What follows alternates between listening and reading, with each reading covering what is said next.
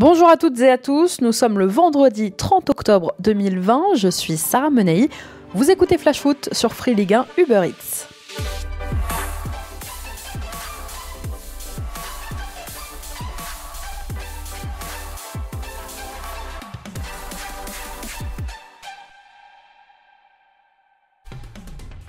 La France est meurtrie. La France est meurtrie. Les championnats... Allez-y.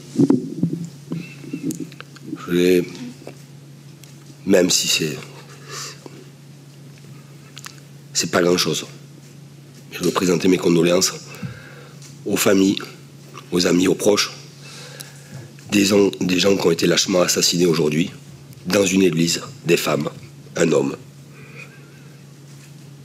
Si nous, on peut amener quelque part du jeu, du spectacle, puisqu'on nous permet de continuer de jouer, des émotions, croyez-moi que ça a été une journée difficile sur un plan personnel. Et si j'avais pu m'abstenir de travailler, je me serais abstenu de travailler. Parce que, en dehors de la crise sanitaire, vivre de tels moments dans notre pays, dans notre beau pays, croyez-moi que c'est très difficile. Vous venez d'entendre Christophe Galtier, très ému, très affecté hier soir en conférence de presse. Le coach du LOSC a su trouver les mots justes pour rendre hommage aux victimes de l'attentat qui a frappé la basilique Notre-Dame de l'Assomption à Nice. Et même si ça paraît bien dérisoire, du moins secondaire, au vu de ce que nous traversons en ce moment, finalement, on se dit que ça va être ça, le rôle du foot ces prochaines semaines. Essayer de donner un peu de joie, un peu de bonheur pour traverser ensemble cette période bien morose. Ça a commencé hier soir avec nos deux clubs français engagés en Europa League. Ça continue ce week-end avec la 9e journée de Ligue 1. Hier soir, donc, alors que la rencontre avait failli être annulée, l'OGC Nice, le cœur gros, s'est imposé 1-0 à l'Alliance Riviera face aux Israéliens de l'Hapoel Beersheva. L'unique but de la rencontre a été inscrit par Amine Gouiri dès la 22e minute sur un caviar de Youssef Attal. Déjà 5e but sous ses nouvelles couleurs pour Gouiri. Les Niçois se rattrapent ainsi de leur lourde défaite de la semaine dernière, 6-1, je vous le rappelle, sur la pelouse du Bayer Leverkusen. On écoute Patrick Vieira après la rencontre. Gagner le match était important pour nous. Après un peu de frustration par rapport à notre maîtrise dans le jeu. On fait une deuxième mi-temps très frustrante.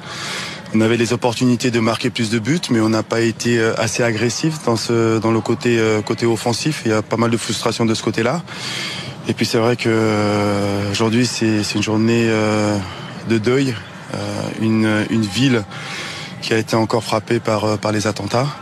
Et par rapport à ça, on donne nos condoléances bien sûr à tous les Niçois, aux familles et une grosse pensée pour eux ce soir. Le résultat est là, la bonne prestation un peu moins, service minimum, mais ce n'était pas là l'essentiel. En s'imposant, les hommes de Patrick Vieira ont rendu un premier hommage aux victimes de l'attaque d'hier matin. Sachez que ce week-end, sur tous les terrains de Ligue 1 et de Ligue 2, s'imposera une minute de silence avant le coup d'envoi de chaque rencontre.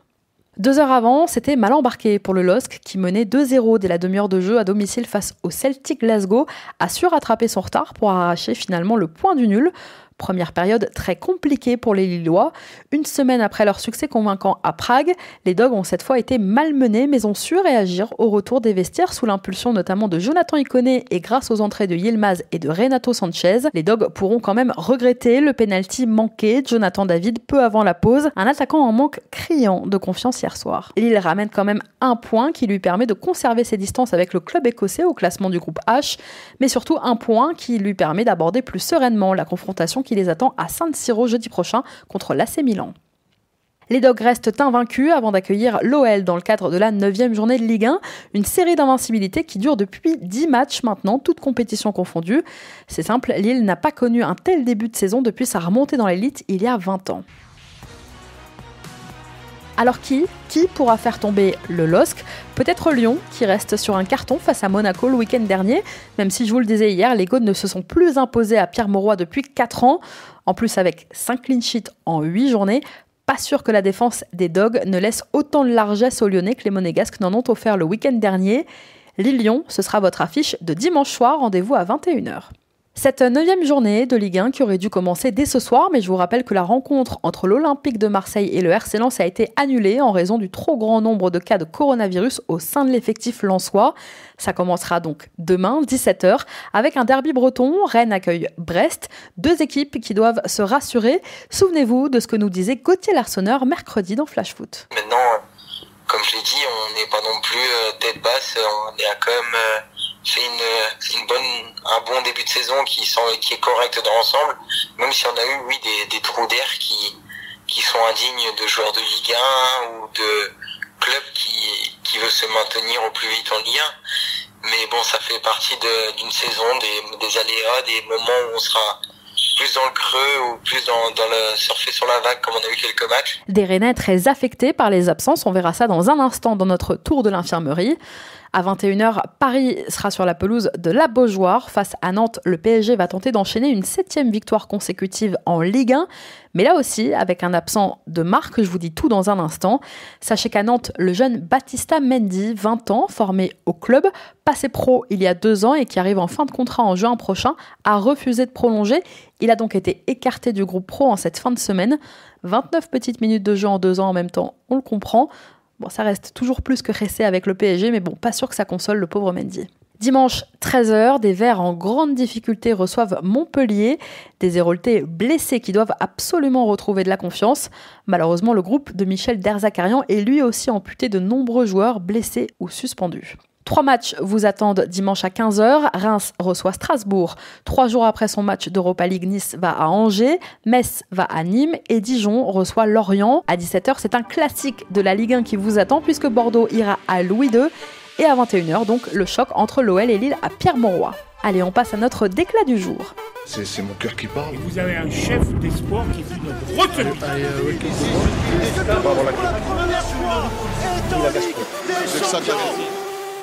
Une déclat signée aujourd'hui Jean-Pierre Caillot. Il faut que le gouvernement nous aide. Dans un entretien accordé à l'AFP, le président rémois, qui est aussi président, je vous le rappelle, du collège des clubs de Ligue 1, a lancé un appel au gouvernement demandant de prendre en considération les difficultés du secteur. Jean-Pierre Caillot demande un allègement, voire un report des charges sociales des clubs de Ligue 1. Une mesure similaire avait été mise en place au printemps. Sera-t-il entendu ? Ce matin, dans les colonnes du journal L'Équipe, c'est le président de Lorient, Loïc Ferry, qui en a remis une couche en demandant purement et simplement une exonération de charges. Amateur de Fantasy League, MPG ou autre, cette rubrique est faite pour toi. On fait le point ensemble sur les blessés, les suspendus, ceux qui manqueront cette 9e journée de Ligue 1. Ou au contraire, ceux qui sont de retour. Je vous parlais de Rennes il y a quelques minutes. Mercredi soir, le Stade Rennais s'est incliné sur la pelouse du FC Séville en Ligue des Champions. Et comme si ça suffisait pas, Julien Stéphan a perdu 2 de ses joueurs, Daniele Rugani et Benjamin Bourigeaud, sortis tous les 2 sur blessure.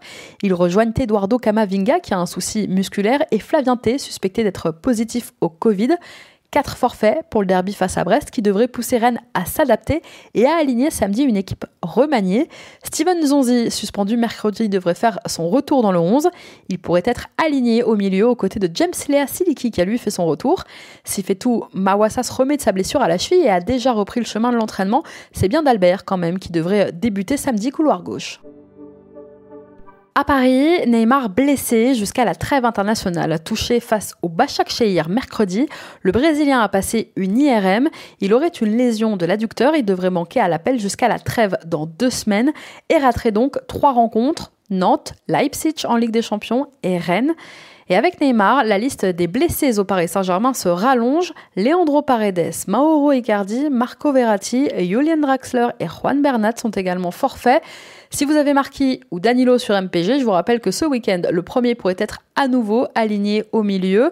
Et le second, pourrait se retrouver du coup en charnière. Point suspension, Layvin Kurzawa a purgé ses 6 matchs suite à son exclusion lors du Classique. Il pourra donc occuper son poste couloir gauche, lui qui a été très bon à Istanbul mercredi.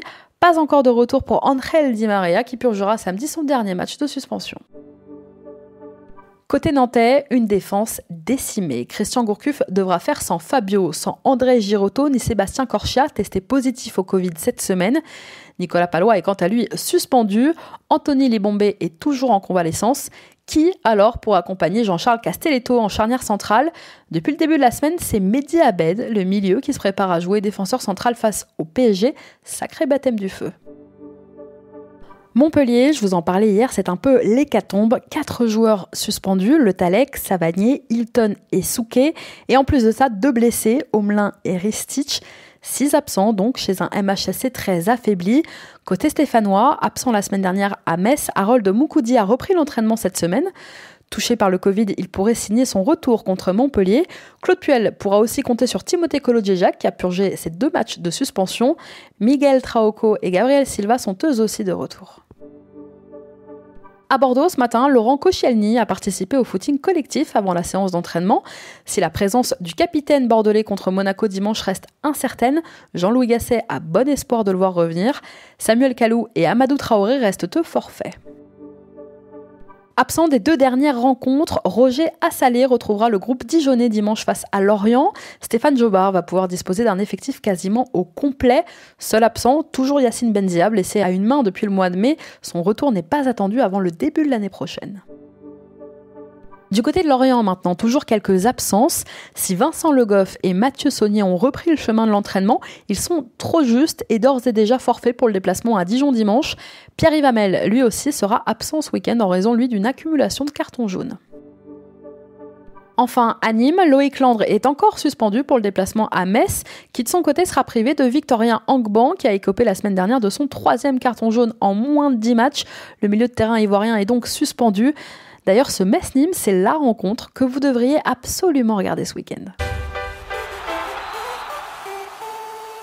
Dimanche, 15h, Metz se déplace donc aux Costières. Alors pourquoi ne faut-il pas rater ce match ? Eh bien déjà parce qu'Aaron Lea Iseka vient d'arriver à Metz. Le voilà, le joker médical attendu depuis la terrible blessure d'Ibrahima Niane. Prêté par Toulouse, l'ancien Marseillais pourrait passer une tête dimanche face à Nîmes. Et vu qu'on l'avait perdu de vue depuis l'OM et qu'on regarde pas vraiment les matchs de Toulouse, on a hâte de voir ce que ça donne sur le terrain. 2 défaites consécutives, dont une assez cruelle la semaine dernière face à Bordeaux pour des Nîmois qui auront pour sûr à cœur de se rattraper ce week-end. Parce qu'au contraire, Metz peut confirmer. Les Grenats ont montré de belles choses la semaine dernière sur leur pelouse face à Saint-Etienne. Une victoire 2-0 sans forcer. Alors on veut voir, est-ce que c'est parce que les Verts sont particulièrement au fond du trou ou parce que ce sont les hommes de Vincent Ognon, 10e au classement à l'aube de cette 9e journée, qui sont sur la bonne voie? Parce que Nîmes n'a jamais battu Metz en Ligue 1, donc si ça arrive, ce sera forcément historique. La dernière victoire de Nîmes contre Metz, c'était en Ligue 2 il y a 4 ans, aux Costières. Alors comme le disait Grégory Le Marchal, écris l'histoire. Écris l'histoire. Parce que de toute façon, vous n'aurez rien d'autre de mieux à faire dimanche à 15h, soyez honnêtes. On espère vous avoir convaincu, on en reparle lundi. Ah oui, je voulais terminer en vous disant qu'aujourd'hui, c'était les 60 ans de... Maradona, il était là, non, du point, de la main, non, de la main, ce but. Ah là là, il a mis de la main. Il l'a mis de la main. Oh, il n'a pas vu Monsieur Benasser. Et dire qu'il aurait pu jouer à Marseille. Alors joyeux anniversaire au Pibe de Oro.